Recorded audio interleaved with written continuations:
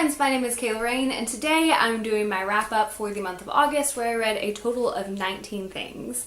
So I read a lot this month, so I'm just going to kind of jump right into my wrap up so this isn't like a 30-minute long video. So the first book that I ended up finishing in the month of August was Juniper Lemon's Happiness Index by Julia Israel, and overall I enjoyed this. This is a young adult contemporary that follows a main character who is dealing with the loss of her sister, and I really enjoyed how this novel explored grief, and especially how grief kind of comes in waves. And I enjoyed how it let different characters explore and present their grief in different ways, which was very realistic and I think was really important to explore. However, there are a few things that I did not love about this novel that I do want to talk about. The first one being the way that the main character deals with finding out a girl in her school is contemplating suicide. I enjoyed that she was ready to be there for her friend and really wanted to step up and just be an emotional support, but I wanted to point out that it is very important when someone is having suicidal ideation to offer a support system to them, both emotionally and professional. I think that it's really important to recognize when you are not capable of handling a situation, especially a crisis, such as suicidal ideation, referring that to professionals who can deal with that.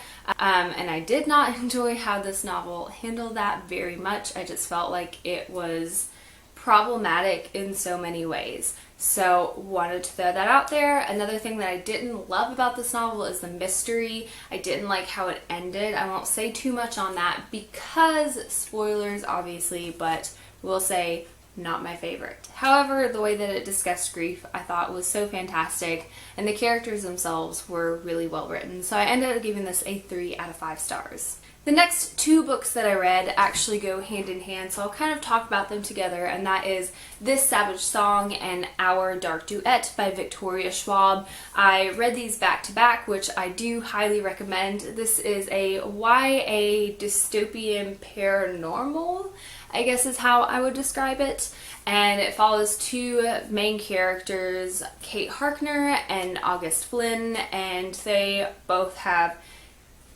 very similar goals but on opposing sides. So I really enjoyed kind of like this back and forth, almost like a Romeo and Juliet type situation, except with monsters in this dystopian future America, and it was so fantastic.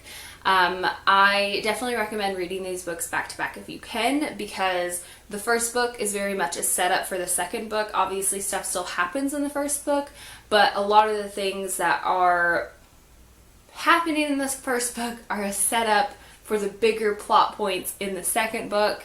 So if this could have just been one book, that would have been fantastic, but then it would have been way too long, so I get why it's 2 books. But loved these both. I ended up rating them both a 4 out of 5 stars. Next, I read The Disreputable History of Frankie Landau-Banks by E Lockhart. This is a YA contemporary that follows a main character who infiltrates an all-boys secret society at a private boarding school. And this book is so good. So Frankie is this really fantastic, slightly unlikable character at times, but like this full-bodied female character who is just allowed to make mistakes but still have qualities that you can really root for. And I really loved that for her character. It was so good.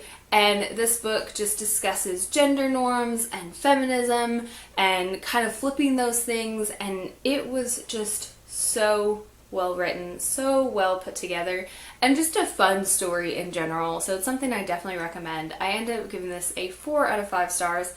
Can't quite give that full 5 stars because while it is very feminist, it's not really an intersectional feminist novel, so can't give all the points. Next, from E Lockhart, I read Fly on a Wall, which unfortunately was a major disappointment for me. This is a YA contemporary with like a magical weird element where the main character turns into a fly and gets to be a fly on the wall in a boys' locker room. And this is one of those books where I felt like the idea was pretty solid, but I did not enjoy the execution. I found that some of the themes and statements in this book were problematic. There were tons of homophobic slurs, and that was just very frustrating to read. So I ended up giving this a 2 out of 5 stars, and I wouldn't recommend this book from E Lockhart. If you're looking for feminist awesomeness, Frankie Landau-Banks for sure.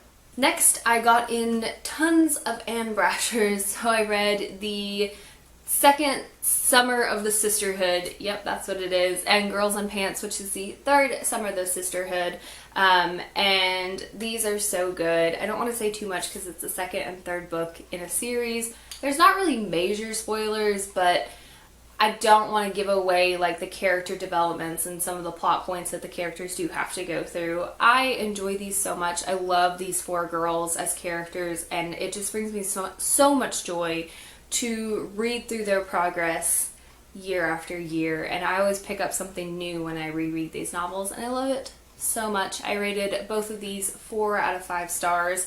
I couldn't give quite the full 5 stars because as I'm getting further and further away from my adolescence, I'm recognizing some problematic things in these books, which sucks, but still important to know as you're reading through them. I also read 3 Willows by Ann Brashares, and this is a YA contemporary that follows 3 former best friends as they spend their summers separately. So kind of along that same lines as the Sisterhood of the Traveling Pants, but this is what it looks like after bonds have broken. This doesn't really have much to do with the Sisterhood. It's mentioned a few times throughout the novel, but not enough to like for me to recommend. Fans of the Sisterhood should definitely read this because it's like more Lena and Tibby and Bridget and Carmen, like they're not in it. I enjoyed how this book explored friendship after your bonds have broken. I think that that's something that doesn't get explored enough. I found that the way that Ann Brashares approached the topic was done really, really well. However, I did not enjoy the girl hate in this novel, and I did not enjoy the representation of one of the main characters who was black. I just felt like the way that her hair was discussed and her overall beauty was problematic on many different fronts, from fetishizing her skin and her overall beauty and making it seem exotic, and then kind of discussing her hair in a way that made it seem like it was bad and like she couldn't wear her hair natural. I didn't enjoy those elements, so I couldn't give this a full 5 stars. I knocked it down to a 3 out of 5 stars because while some things were done really well in it, there were also some problematic elements. Next, I read Serafina and the Splintered Heart by Robert Beatty. I believe this is the conclusion of a trilogy. It felt like a conclusion, and I don't see any more books being released. But I really enjoy this. I can't say too much about the plot because of spoilers, but this is a middle grade to young adult paranormal set at the Biltmore Estate. It is historical fiction, and it follows a main character named Serafina who has special stuff going on. And I can't really say too much because if you haven't read the first book, then you don't know. But I highly recommend this trilogy. It is so fantastic. It's so fun and whimsical and dark and creepy at the same time. And I can't recommend it enough. I ended up giving this a 4 out of 5 stars, and I do recommend the audiobooks because the narrator, perfect Western North Carolina twang. So good. Next, I read A Wrinkle in Time by Medeleine Engle, and I loved this. This is a middle grade to young adult, again, science fiction that follows a main character named Meg Murray who has to go on this quest to find her father. And this is so good. Like, this is just the most whimsical science fiction I've ever read, which it's so hard to find a science fiction that has that whimsical element to it. It's always very serious or a little bit dystopian or very science influenced because it is science fiction.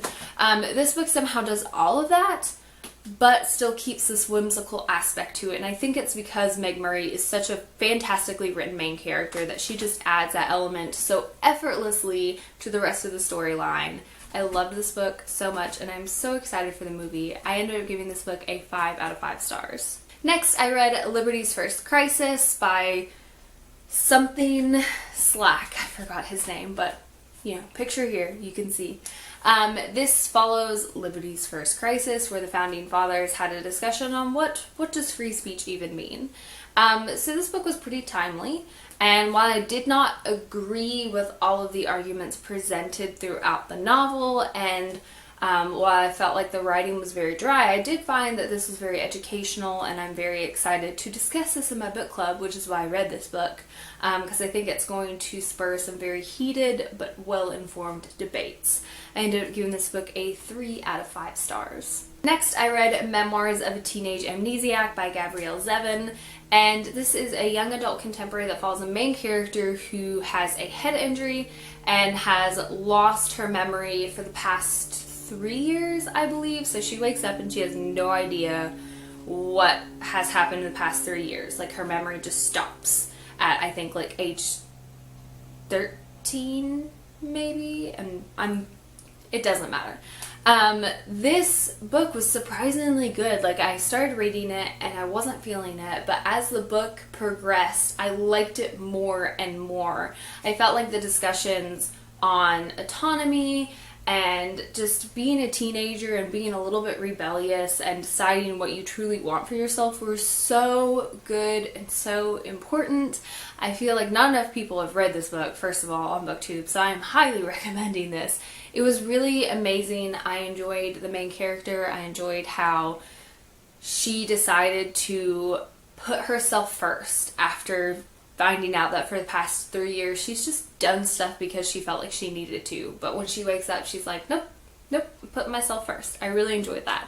I ended up giving this a 4 out of 5 stars, and I really would recommend this. Next, I read The Lowland by Jhumpa Lahiri, and this book is so intense. This is an adult literary fiction novel, and it follows a couple of different viewpoints, but they all kind of tie together from one tragedy. The main story here is about 2 brothers, and it just kind of follows that relationship and how it's shaped by tragedy over the course of several years, and how that affects family and your life choices, and just how that affects other people outside of the tragic event. And it was so good. Like, it was so fantastic. I loved how everything was woven together, and the discussions around tragedy and loss and learning to live with it and moving on and sometimes being stuck with it was so good. I ended up giving this a 4 out of 5 stars, and I cannot wait to read more Jhumpa Lahiri because this has me hooked for her writing. I also read A Conjuring of Light by V.E. Schwab. This is the conclusion to the Shades of Magic trilogy, and I loved this. Like, I can't say too much about the plot because, like, holy crap, it is the conclusion, so I can't give everything away. But this is an adult fantasy that has a lot of appeal for YA readers, so I know I mostly read YA, but, like, the appeal here is so fantastic for YA readers.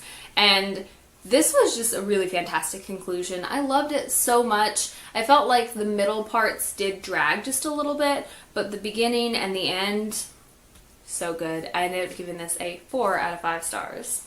I also read Exit West, and the name of the author is blanking on me. This is I believe this is adult speculative fiction, and I have to be honest, I didn't love this. Like, there were some elements of this novel that I did really like. I think that it was very timely, and I think that it pulled in, like, a lot of current events well, but I didn't like a lot of the discussion around sex in this novel. It just felt like it was a bit much. And it could have just been that I was listening to it on audiobook, and I just really didn't enjoy that, and I just felt like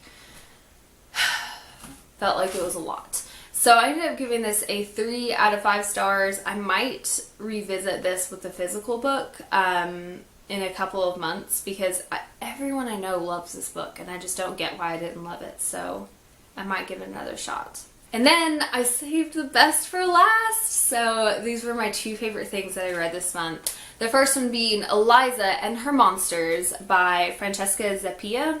I don't know if that's how you say your name, but I'm sorry if I butchered it because you're now one of my favorite authors because of this book. This is a YA contemporary that follows a main character named Eliza, who was like a creator of this fandom. And it discusses fandom so well. It does it so well, and I loved this so much. Just the characters, the romance, the friendships, the family, mental health, everything was tied together so beautifully. I do want to put a content warning out that there is suicidal ideation, and one of the characters in the book does complete suicide, and I think that that's important to put a content warning for that because it was a very intense and tragic moment in the book. But I felt like the author did it justice and did it respectfully. So I do want to point that out. Definitely use your best judgment when you go into this book. But I loved this so much. I felt like this book just did so many things so well, and I'm obsessed with it. I ended up giving it a 5 out of 5 stars. And finally, I read Bitch Planet Volume 2, President Bitch. This is by Kelly Sue DeConnick and Valentine DeLandro, and I loved this even more than the first one, if that is possible. Like, this volume does so many fantastic things. It's so good, guys. Like, spoilers because it's the second volume, but it just dives into just everyday sexism, works it into this world so well. It looks at the overt sexism that we face in the world. It's intersectional. You have this really great diverse cast of characters. You have body diversity, you have black characters, Asian characters, you have characters all across the queer spectrum. There is a focus on trans characters, which is so fantastic, and I just love this so much. I'm recommending it to everyone. I want everyone to read Bitch Planet Volumes 1 and 2. They're so fantastic, and I cannot wait for Volume 3. Like, I need it now. I ended up giving this a 5 out of 5 stars and highly recommend it. Anyway, that has been it for today's video. I read a lot of books this month, and most of them were pretty good. I felt like I learned so much from the books that I read because I read a wide variety of topics from different authors and different backgrounds, and it was so good. It was so good. But I will leave links in the down bar below for my other social media sites such as Goodreads, Instagram, and Twitter, and y'all should totally check that out. As always, thank you so much for watching. Stay weird.